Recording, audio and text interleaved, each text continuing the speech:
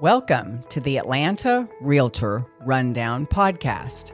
We are so glad that you are tuning in with us for this episode. My name is Beth Pound, and I am a member of the Atlanta Realtors Association, aka ARA. We are a 12,000 plus membership, whereby we want to serve not only our members, but other listeners, perhaps like you, who are interested in all things Atlanta real estate. On these podcasts, we will cover the who, what, where, when, and how you can use these episodes to move your business forward. You'll hear from our president, committee leadership, authors, and subject matter experts on topics that matter to you so that you have the facts, the features, we'll have some fun, and address challenges in our ever-changing industry, all with you, our listeners, in mind. We have a simple yet impactful statement here at ARA, which is we, the members of the Atlanta Realtors Association, elevate the experience of our real estate by delivering excellence, inclusion, superior education, and advocacy for our members, consumers, property owners, and the community we serve. And we thank you for joining the ARA Atlanta Realtor Rundown podcast today, and we hope you enjoy this episode. Hello, my name is Vic Collins. I am a real estate sales associate here in Atlanta, and I have today with me... I am Beth Pound. I'm so excited to be here for our Atlanta Realtor Rundown podcast. Yeah, welcome. And we are both the chair and co-chair for the ARA, Atlanta Realtors Association's Member Engagement Committee, and we're very excited to be rolling out our first podcast today, the Atlanta Realtor Rundown. Yay, right? Exciting. Long time getting here, wasn't it? We're here. We're finally here. So it's finally a pleasure to kind of roll this out and to be able to talk about a lot of fun things going on with real estate here in our great city.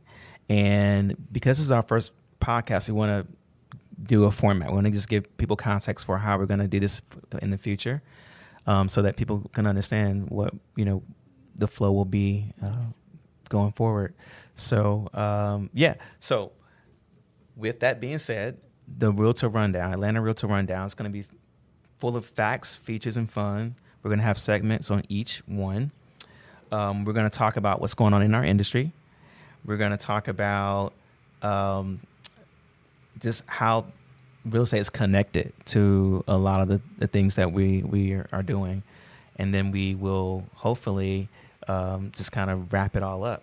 Nice. As we go through our conversations with our featured guests. Yeah, it'll be fun to talk about the ARA upcoming events and things like that too, right? Absolutely. Yeah, it's great. Well, today's a little different on our format because we're here to introduce our 2021 president of ARA, Cynthia Lippert, and we're so excited that you're here to join us today. Thank you. This is a pleasure. I am so proud of you. I think this concept is absolutely where we need to be going so that our general membership can know what it is we do here and on their behalf. So kudos to both of you and the entire committee.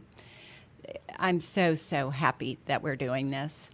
My name is Cynthia Lippert, and I am a managing broker. I also run a real estate team. That's great. Well, actually, you know what? That's interesting because I'm also a managing broker, and I do training and development for both experienced agents. I do some coaching for new agents and helping them to get into production. So that's interesting. I'd forgotten that about you. You and I are very similar, Beth, in our love and our passions and the way we love to grow the real estate agents. We have True. Such a passion for that. True. So speaking of passion, let's talk about you and this wonderful vision you have for 2021. Tell us more about that. tell the membership about that. How has this year been for you? How has it unfolded? Well, my original vision is somewhat different than where we are now and how the vision has changed. But I think that's one of the most fascinating things about this position and about working in real estate in general, but most particular in this role, is you have a vision for what you think you want to get accomplished, but as your year rolls out and as you work with the volunteers who show up, very often organically things change and move. And then you have our world and our society and the events that go on there.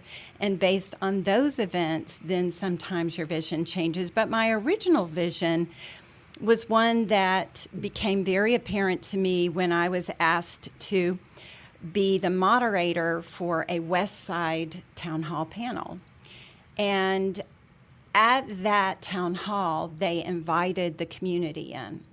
And we had a lot of single moms come in to ask us questions, not only about where we stood from the situation of affordable housing, but also education. And there was a point at which I almost started crying right there on the stage as the moderator, because it touched me so much. And it was something that I really had not thought about, nor had I known that much about. And at that point, I started thinking, well, if I ever become the president, I want to make affordable and equitable housing one of my key issues for my platform. And as I rolled out my presidency, both that and diversity were very, very important. It was in my original speech, all of it was.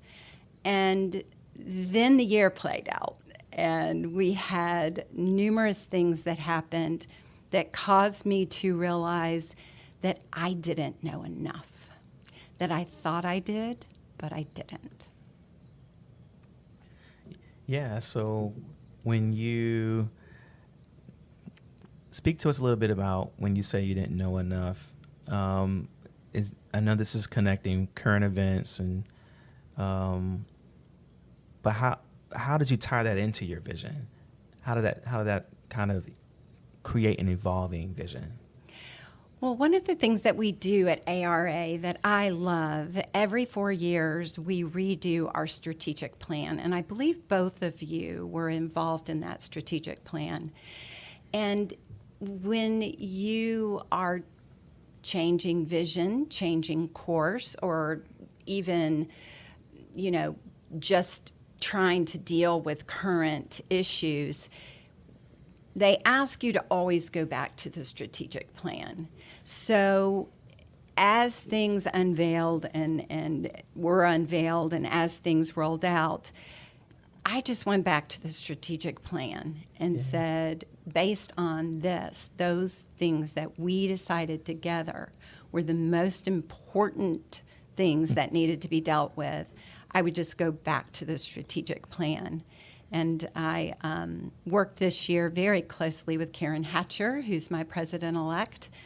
It was my vision also to make her my partner. So in November of 2020, I told her at the point that she had been elected and I knew she was going to be my president-elect, I said, I would like for the two of us to work together this year as partners so that going forward we would have more continuity. And since she also was a big part of the strategic plan, she and I both spend hours talking about the strategic plan and how everything we do needs to be about our members, the best thing for our members, and to follow that strategic plan. Yeah, it's interesting that you say that, because one of the things that I got so excited about, not only as a participant in the strategic plan as well, is my early conversations with Vic. That it was very clear to me, Vic, that this was a co-chair, arm in arm, let's cast a vision and make sure that we're delivering well on where we're volunteering in this organization with membership engagement. I felt a huge partnership with everybody on the committee, and co-chair versus a chair and a vice chair. I think not getting lost in the title has really made our committee strong, and 25 plus members, and we still need more voices and ideas. So Totally that's why we're on agree. this podcast, just so we can talk about what are some of your initiatives so that people can hear themselves, and how can that enhance their business, and how can they lean in, and why ARA. So it's really interesting that affordable housing hit you in a way that you're at a West Side town hall, and it's led to diversity, inclusion, belonging, and equity. And, you know, you and I participated in training because of the initiatives, and I'm now on the council because, to your credit, you said, we have 10 committees. You all have specific things that you're trying to do to reach a large audience of 12,000 members. But how do we take diversity, inclusion, belonging, and equity and bring it into our committees to make sure that we're the voice of that inclusion, right, Vic? Yeah, I think what's been beautiful with your leadership is, I know personally, just being accessible. And I think that accessibility has kind of created a voice among many people to help fuel what we're trying to do here. So thank you, first and foremost. Thank you. I agree. I'm trying to model what an inclusive leader would look like. I spend a lot of time double checking myself to make sure that the way I behave and the way I treat people is a model for what we need going forward. And I think the two of you have modeled. I mean, you make my heart sing, because you have worked as partners more so than I've ever seen a chair and vice chair work. And we all then partner. We're all partners. It doesn't matter what your position is. We're all partners, and I've been trying to model that. And I'm glad that it comes through, because it takes a village, and not one of us knows.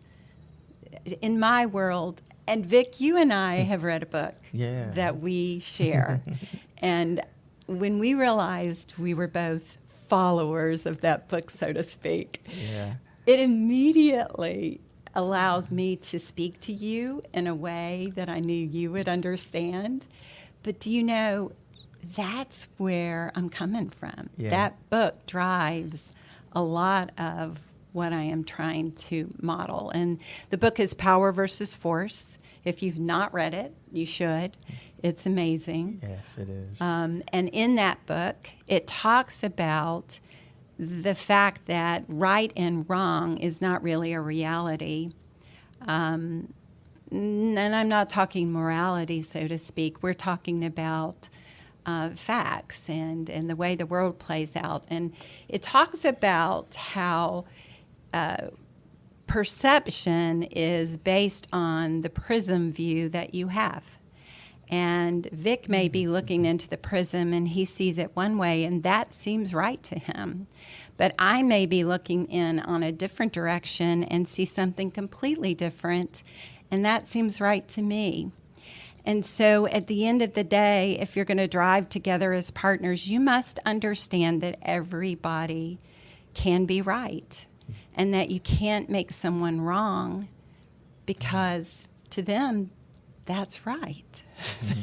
So, understanding, asking questions, trying to really understand where a person's coming from, meet them there, and add value where you can. And I've been trying to model it, so I hope it comes across. Well, it definitely comes across. Thank you. You're welcome. You know, this ties so amazing, you two, that you're talking about that, because now I've connected the dots on why this initiative of diversity, inclusion, equity, and belonging as an advisory council was so important to you. Exactly. And why you asked each of us as vice chairs, in our case, co-chairs, but this was the role that I was going to take on to help Vic, and sit on a monthly meeting, face-to-face, albeit Zoom, right, to talk about power versus force, even though I didn't know anything about the book. This is a first ever council that we have. And it's under your leadership, and they're doing amazing things. They've taken it someplace I could have never visualized. Yeah, I agree, and that led to as this advisory council, one of the big things that we came up with was, well, just look across the Zoom. We all look different, and we're coming from different places inside of our industry and the roles that we play, and we got to figure out how to play nice in the sandbox. Love it. You know, Vic's an agent today. He has to play nice in the sandbox every single day with your co-op agents to get your buyers and your sellers to the finish line and the keys to the house or the profits in their bank. But you're also having to play nice in the sandbox with someone that may not really take even the initiative of their business as seriously as you take yours. Yeah. Right? And you end up being a collaborator and a cooperative educator on behalf of your client, right? Absolutely. Yeah, I think, for me, one thing I'm always mindful of is what the world looks like, right? It's not just me in the world. It's full of a lot of different flavors of people. And so listening to understand, to your point, is very important. That, to me, helps create success in business and outside of business. Well, you brought it to the committee too. Yeah. No, you really have, and He it's does. Made it, He brings it with him everywhere. Yeah. But you do too, Beth. You and I have had very deep conversations. You allow yourself to go deep, and that is kind of another thing I'm pretty proud of, because I have that relationship with everyone.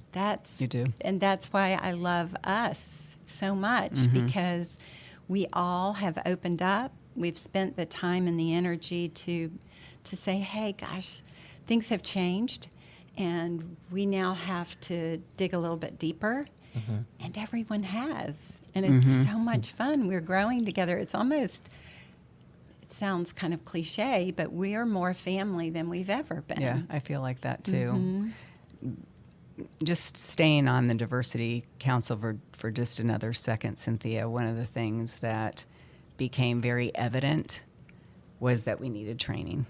And I mentioned it a couple minutes ago, but I want to kind of circle back to that for a minute, because as a member of the Advisory Council, not only is my role on the council to be the voice back to our committee, and Vic's very good about making sure that it's on the agenda, and whatever we talked about is given to our community inside the committee, so that we get member engagement engaged as a committee, and the voice to the community that we serve, which is 12,000 members, but that we needed training. And so we put the vote to the executive board so that we could allocate funds to get us trained as an executive board and as an entire committee across 10 committees that we have today.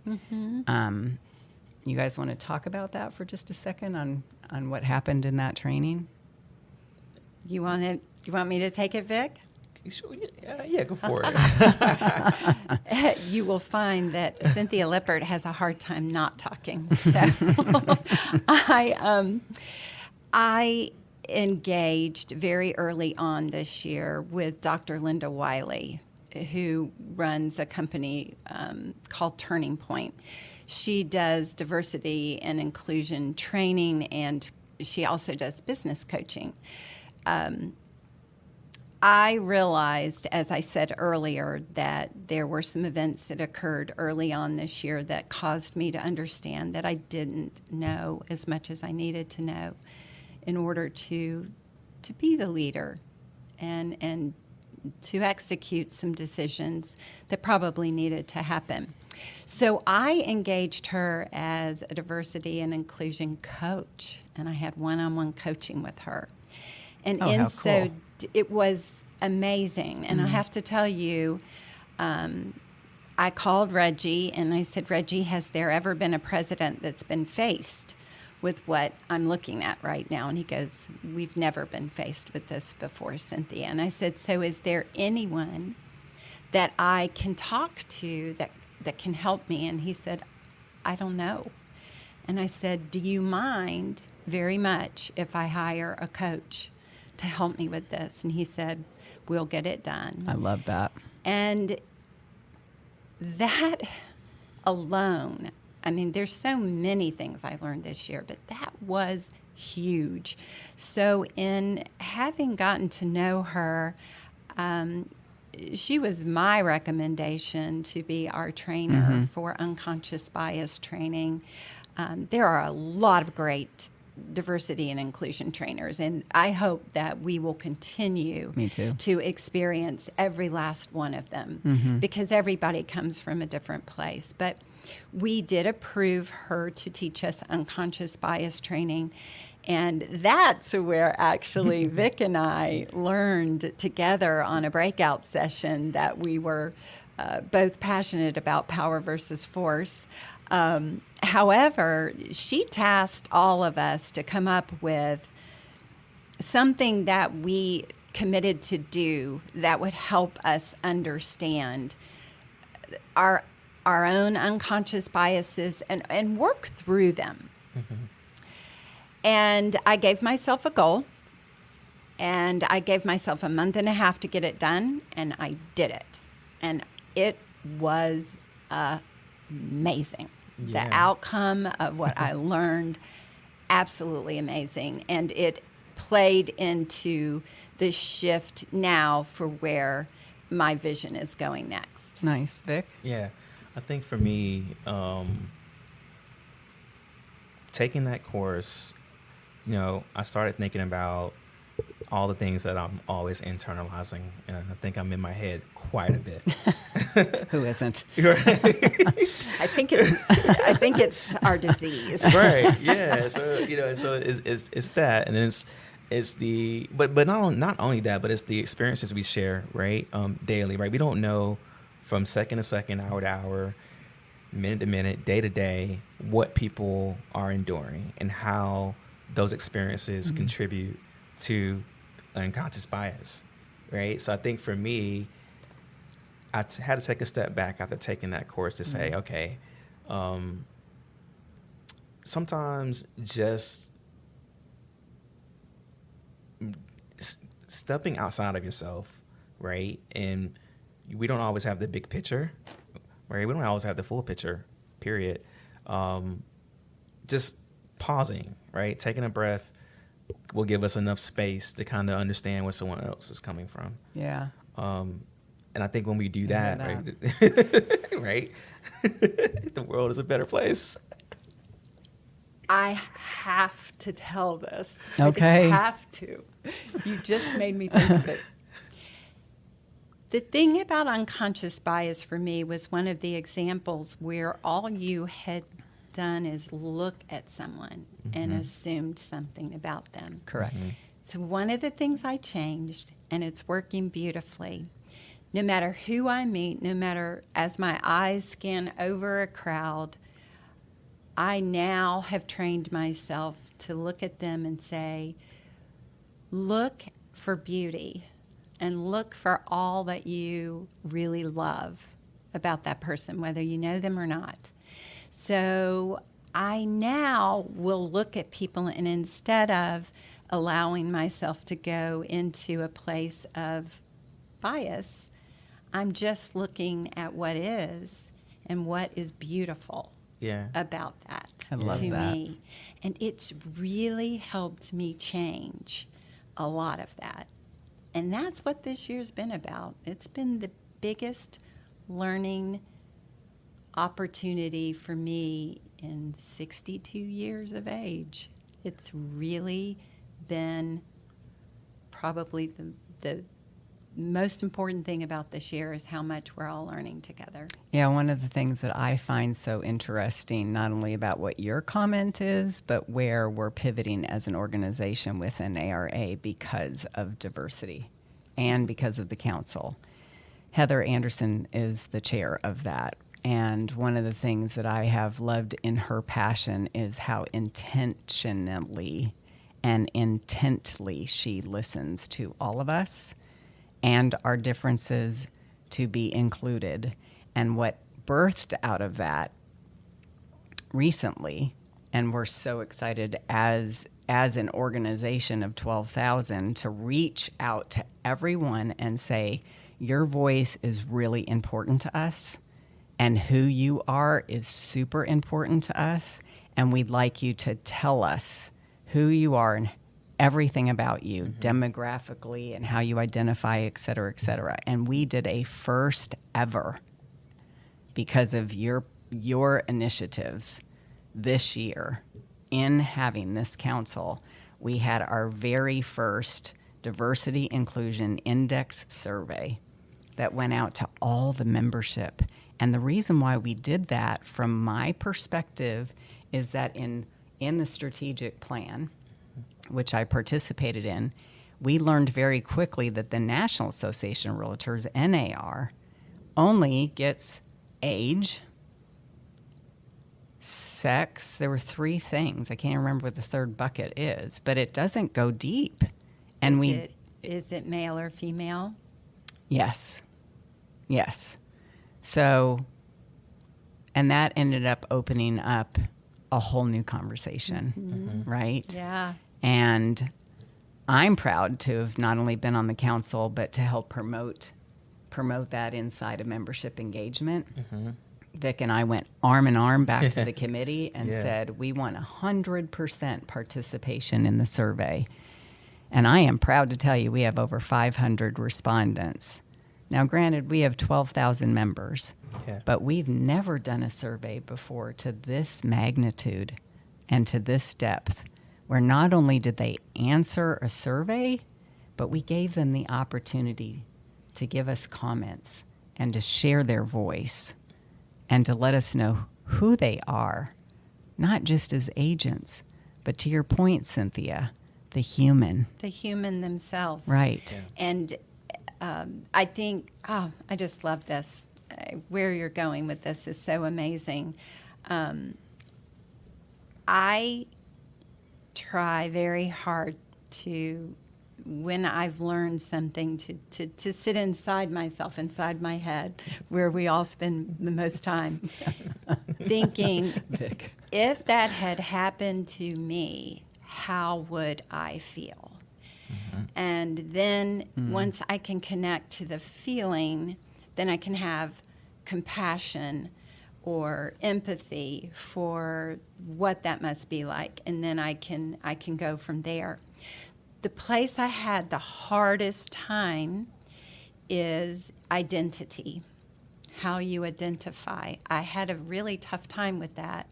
So I've got, in my career, I've had the most amazing clientele, and I work with a very, very diverse clientele, incredibly diverse.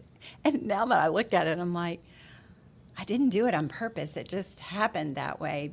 But I think that's the world, and that's the way it works.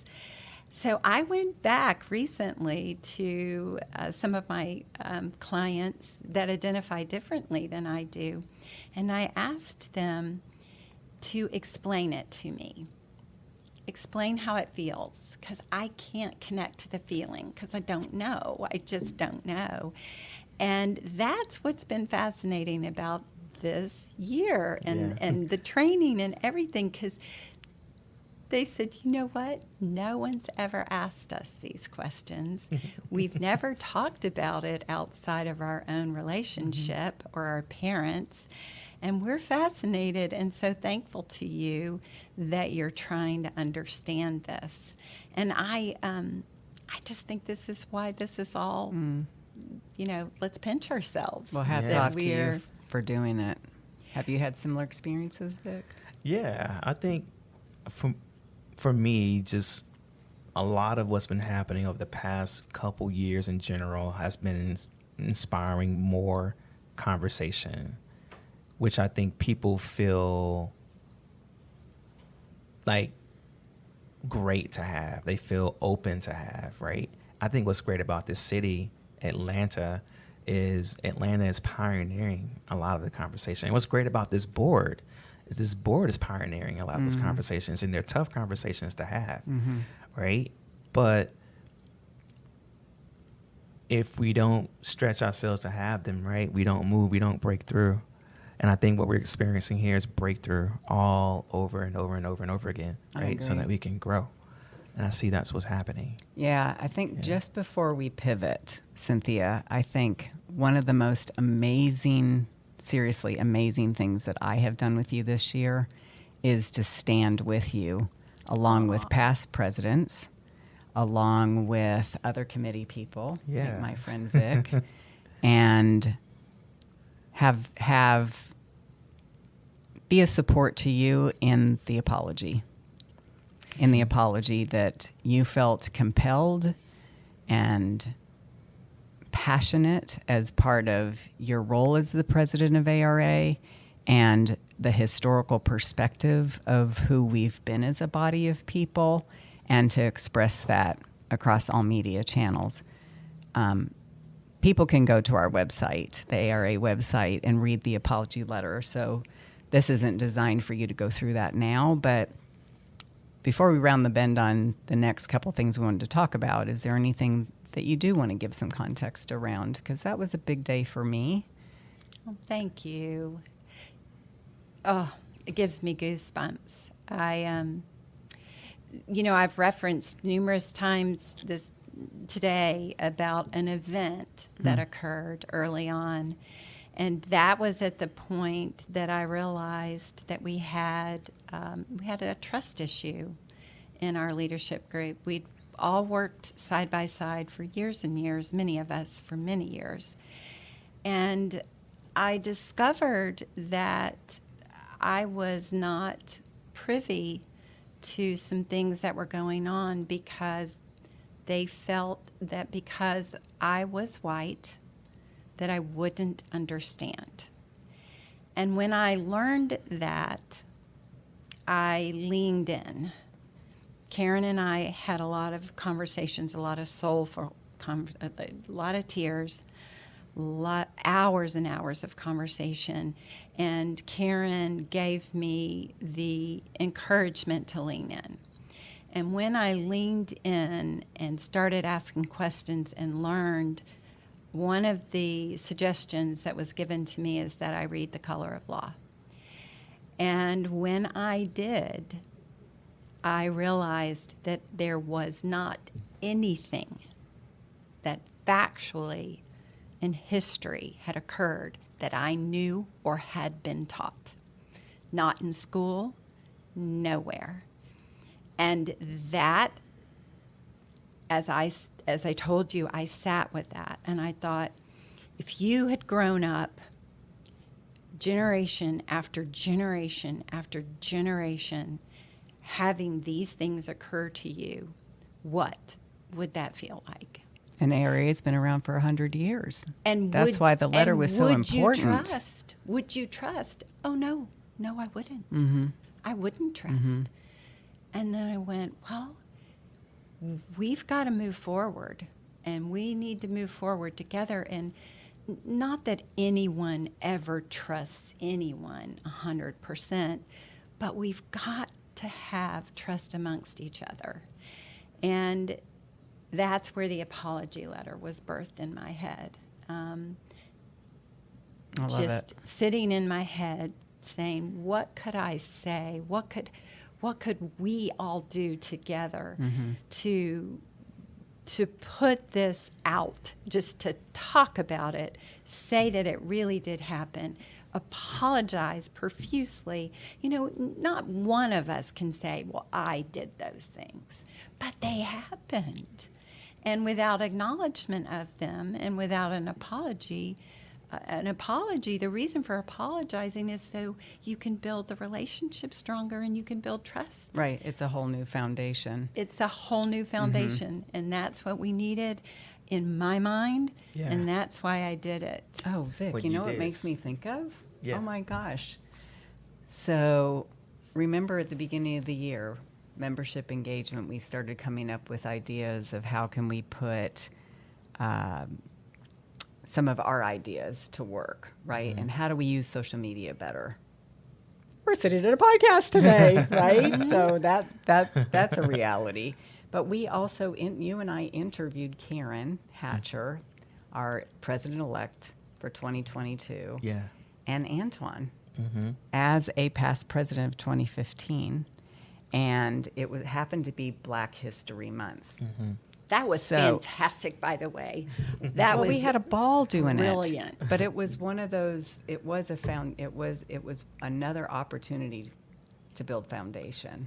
I think the more transparent and honest we can connect with people on the human level, that authenticity creates just wonderful experiences for us, right? And it also creates healing, right?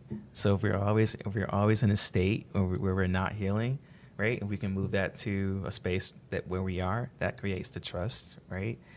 And our worlds just get so much bigger, right? does. and better. And It better. does. And better. So speaking of better, I am excited because rumor has it that we have a new committee because of you going and moderating a panel, I guess, back at the West Side Many years Town ago. Hall that has moved into the organization called ARA, and our 11th committee is now The affordable. and Equitable Housing Committee. Can you share? Yes, it is being led by Dennis Santiago. Great Our guy. vice chair has been,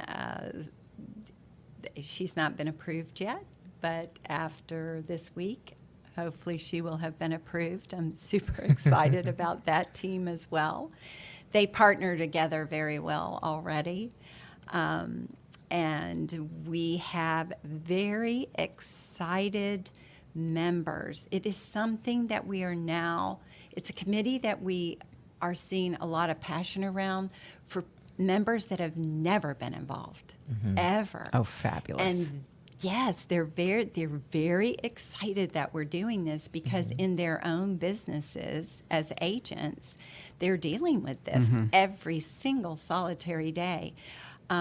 So the affordable housing piece, I don't even need to go into. I think everyone in almost every city, major city in the U.S. knows we're struggling with affordability and have been for years and years. But it's this year has gotten increasingly worse. But the equitable piece is very important as well because as percentages goes, just very much like the way we wanted to know the demographics of our own association, and demographics are very important to us now as you look at an inclusive society. If you look at the statistics for ownership, home ownership for our Black community, Hispanic community, and our Asian community, they are not in line with the percentages for our white community. And there needs to be energy and effort on the part of the largest realtors association in the state of Georgia to put a voice to this. What can we do? Where do we stand? How do we improve this? And that's where this committee Love is it. going, and it's just gotten started. And like the two of you, I can't wait to see where they take it. Sounds like a podcast subject. And I think so. it is, and that will be coming this year. Yay. So we have That's some very awesome, special Vic. guests lined up for the Affordable Housing Committee. But I agree with you. It's been super duper interesting what's going on with housing and affordability. And I'm so happy to hear that we are participating in that conversation and we are out in front of that, Oh, I love Dennis to death, so I know he's going to do well with that. When you talk about a passionate heart, I've never met a man who cares to the extent and the level that he does. Yeah. And the other interesting thing about affordable housing, when I put it out there, I got a lot of calls, like I said, from members that have never participated at ARA that said, hey, I heard that you were interested in this, and so I want to talk about it. Affordable housing has a million different hats. I got a call from an agent who's a single mom who couldn't afford to buy after her divorce, and so affordable housing to her was single moms. Then I got a call from a veteran who said, veterans get left out in the cold. So affordable housing to him was about veterans. And then we learned that teachers and police and firemen, they all struggle based on their salaries with affordable housing. So affordable housing means, for both home ownership and for rental, it means something different. It's huge. Right. It's massive. It's not just any one thing. So this will be a lot of fun. Yeah, it sounds like a lot of fun. So pivoting just a little bit, because I know you're also really excited about some staff changes and some staff additions, I guess is probably the better way to put that, is I know you're really excited about a couple of positions that is going to create even a greater weave to the tapestry called ARA. So tell us about those. Well, first, I'm going to have to give a huge shout out. It started in Jennifer Pino's year as president, and she and Karen Hatcher both have been very, very vocal about the need for ARA to produce more video, to have better social media, and to have superior photography at every single thing, every single event. Those have been conversations we've been having this year. Oh, yes. Yeah. And so we're just if you want to see passion around this, you should get in the room with Jennifer Pino and Karen Hatcher. They've been incredibly passionate about that. But this year, we were able to finally get approval for the budget for a specific position. I believe his title is video specialist. Yes. Video specialist. Yes. And his name is Lance. He's new. He's fabulous. He's already making great strides. And that's very, very important. Now, as it pertains to membership, why this is so important to our members is so that we have a better way to show them what we do, how we do it, where they can find themselves, where they can see themselves be a part, like we've never been able to do before. So it's critically important. It's also very important for inclusion, because now they can see how diverse we truly are. They can see, they can once again see themselves in our association. So that also drove back to the vision. And then we finally got approval for budget and another position I'm super excited about as well. This is a position that I've been calling External Communication Director. From year to year, as presidents, every president has an amazing vision. Every president has, events that they deal with, and all of our presidents have amazing histories. But it's hard for continuity from year to year to start an initiative and continue it along. And we needed a staff member who could be externally focused to bring together all of us, all of our associations, all of our diverse associations in the city, and keep us together on an ongoing basis so that we didn't just have to rely every year on whatever passion suited either the president and or our committees.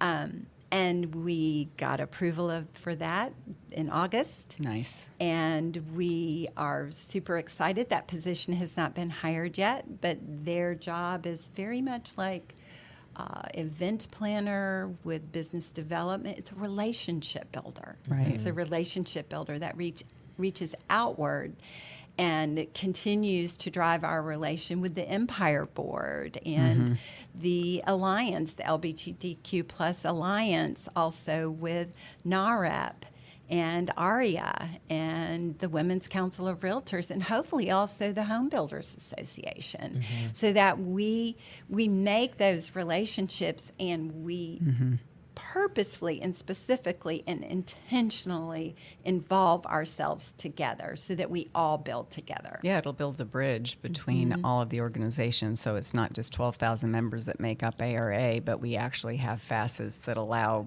bigger communities called agents that serve very specific niches to come and also share their voice, which reminds me, Vic, once they get hired, we should probably have them on a podcast too. Definitely. I think Can you tell I'm excited about this podcast? I once again, I just couldn't be more proud of you. This is amazing. Thank you. So, what are you most proud of in 2021? Oh my goodness.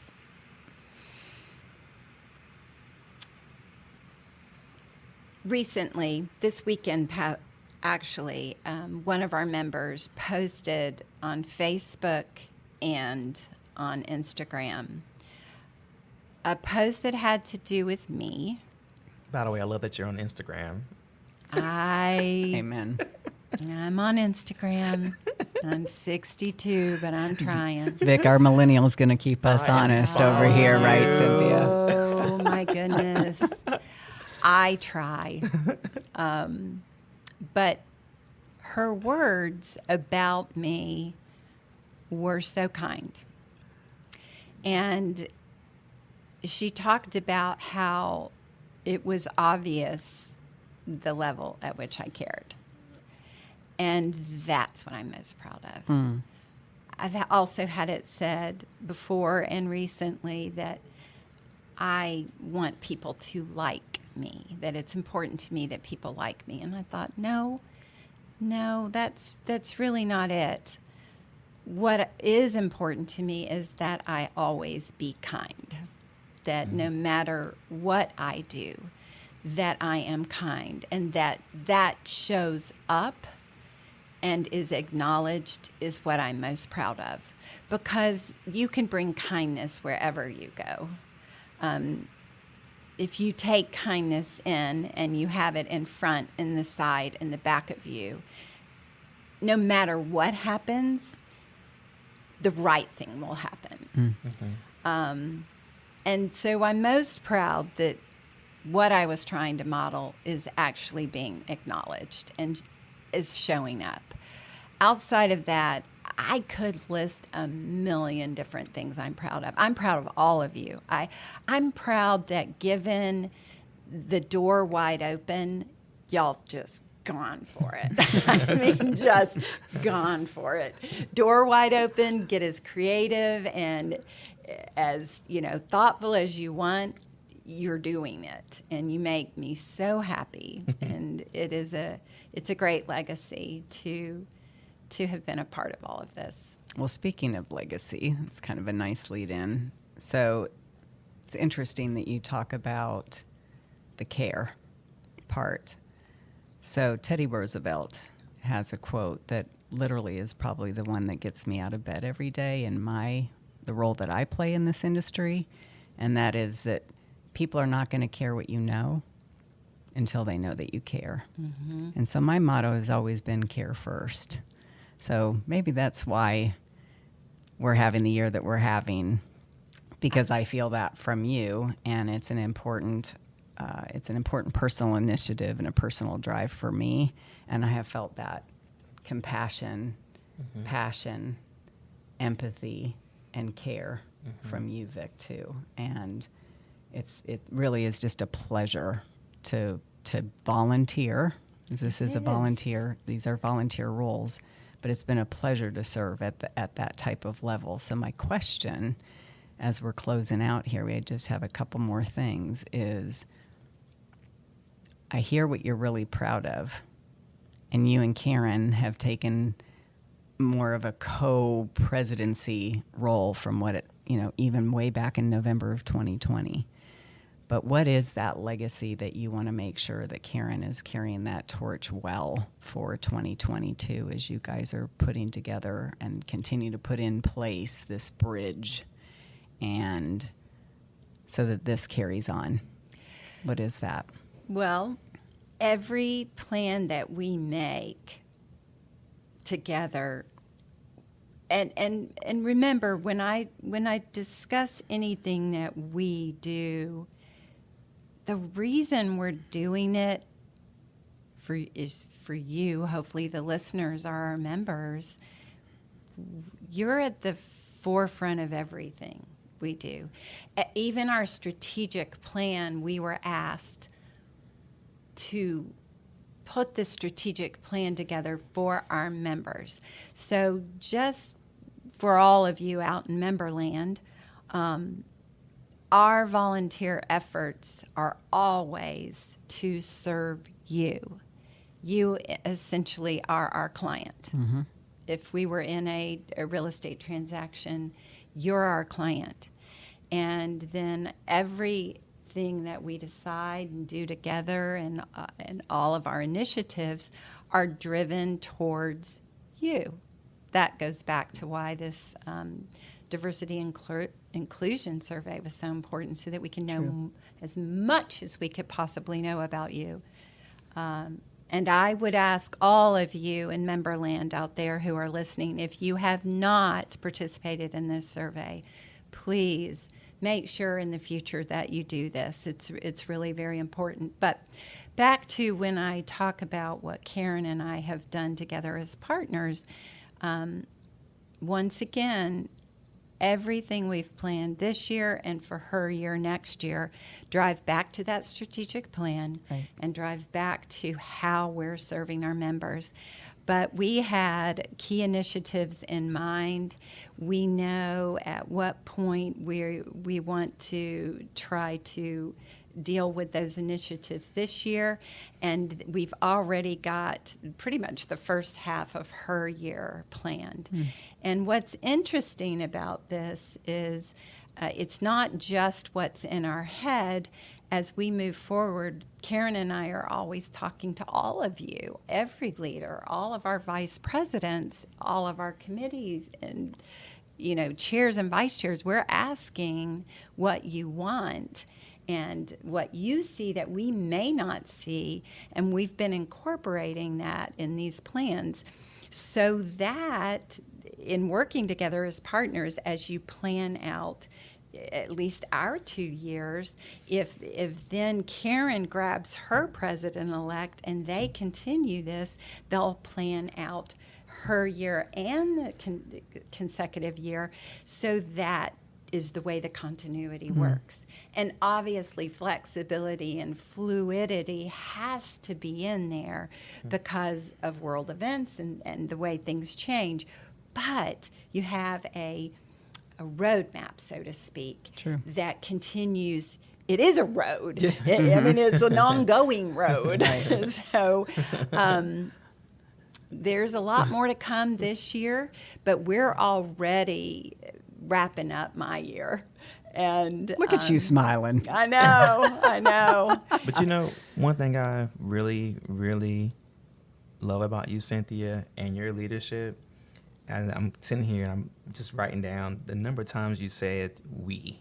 It's always we. It's always us. It's always about everyone else. And that's admirable. Oh, thank you.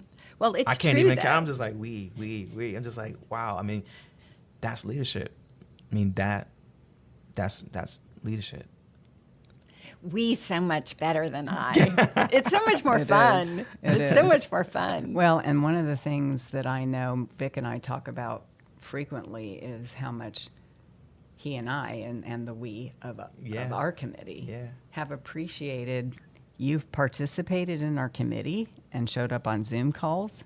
Karen is a pretty active participant, and you guys have big schedules, right? We've talked about Vic being an agent and you running a team and being a broker, and this is volunteerism at its best. But you have made you have taken and made the time, and that I have felt an attitude that we get to do this. I know, right? I feel right. excited about the fact that I get to say I get to do this, right? And pinch ourselves. We do. We learned so much. One of the questions you asked me to think about was why? Why do you do this? Mm-hmm. Yeah, and I think we all have to ask ourselves that. Sometimes when you're laying in bed at night, you're like, am I a kook? What drives somebody to spend this many hours doing something that you don't actually get paid for? But there's a lot of value outside of money. Yeah. And the value that you get from having worked with people at the level that we are working and where do you get that? There's not very many places where you can get that. And the other thing is this is a place where you can show up authentically with no barriers. Yeah. Whereas when you're an employee, Beth, you and I both know, as a managing broker and an employee, you've got to have more structure. And you've got your role to play. And you've got your company line, too. So even if you wanted to get really creative, you might have to taper that. And you might have to come back in to conform to, so to speak. Here, we can show up authentically as ourselves, share our gifts, be whoever it is, do whatever, and it's amazing. It is amazing. Fabulous. That's why I do it. That's why I love it. I bet that's the reason you do it and you do it. I bet that's it.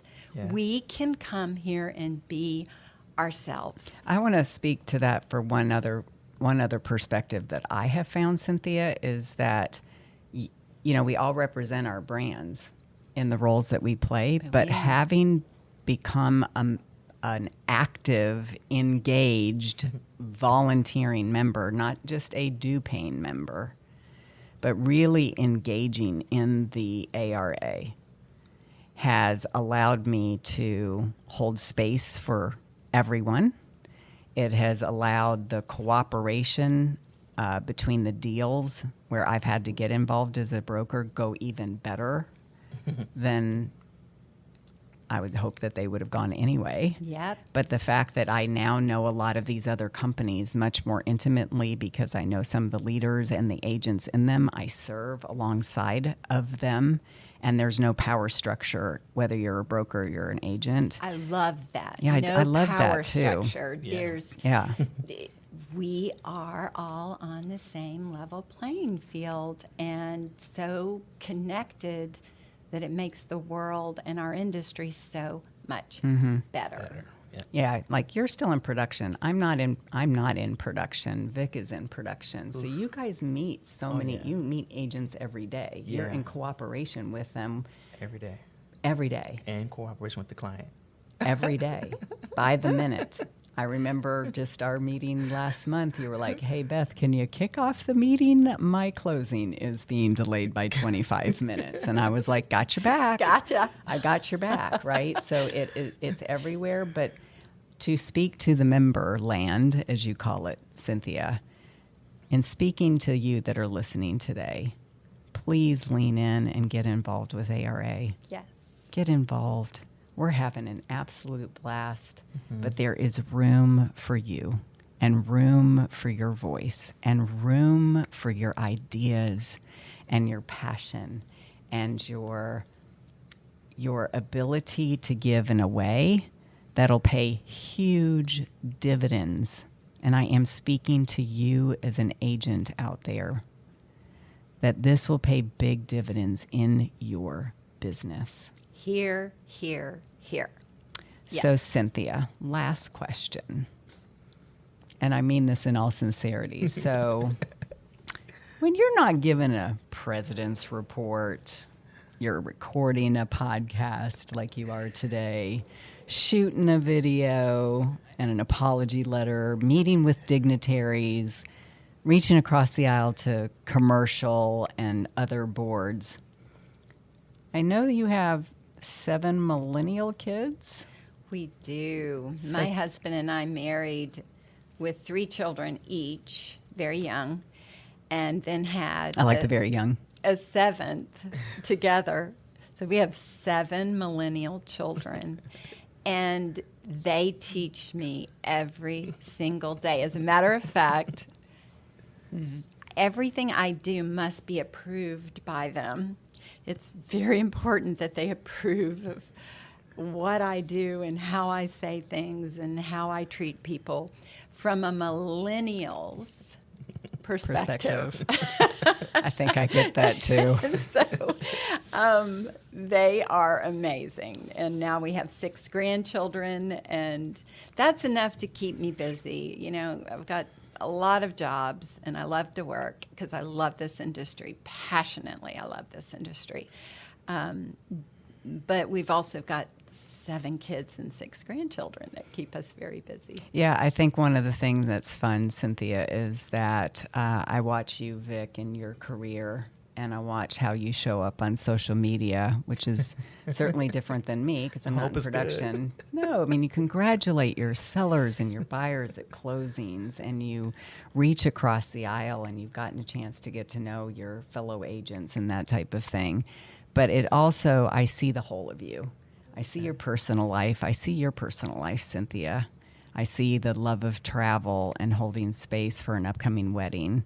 And we're obviously both in wedding mode right now. Mode. It's a whole nother world. Yeah. Add another job to our list. It is a job to our list. So I have a son that's getting married in May of next year, and I will proudly walk him down the aisle as a mother of the groom. And I know you're excited about doing the same thing, but it is in the spirit of this podcast and the Atlanta Realtor Rundown that we are so proud that you are here to kick us off. Thank you so much. This was wonderful. I look at the 2 of you, and you are the reason that you do this. You are, and what you've done is amazing, and thank you. Well, as we want to say, it's an ARA wrap. Well, it's a wrap. Thank you for joining ARA and this episode of the Atlanta Realtor Rundown. We trust that you've enjoyed and found this content helpful, meaningful, impactful, and even gleaned a nugget or 2 that you can apply to your daily life and real estate business. Check back here at Atlanta Realtor Rundown podcast channel for future episodes, and be on the lookout for more information on topics like unique ways to gain market share and more listings, revenue opportunities to move your business forward today and for years to come, and all things Atlanta real estate. Because here at ARA, we're going to do the rundown in the future. If there are any topics you'd like to see featured, please go to our website at atlantarealtors.com and place your suggestions in the feedback section of our website. Thank you again for joining us today, and we hope that you have a great day and a week ahead. And until next time, this is Beth Pound with the Atlanta Realtors Association.